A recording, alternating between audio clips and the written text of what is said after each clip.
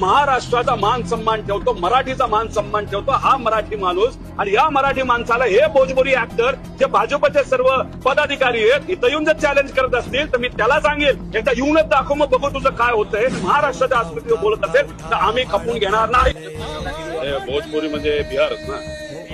हे बघा, हे समजून घ्या ना, सुशांत सिंग राजपूतचा विषय बिहार इलेक्शनच्या समोर आला. आता हा सुद्धा भोजपुरी जो कोणी कलाकार आहे, आता भोजपुरी पिक्चर कसे असतात हे आम्हाला माहित नाही, तो तिथं बोलून काय बोलतोय की महाराष्ट्रात येऊन मी दाखवतो. म्हणजे कोणाला चॅलेंज करतोय तर महाराष्ट्रामध्ये असणाऱ्या मराठी लोकांना.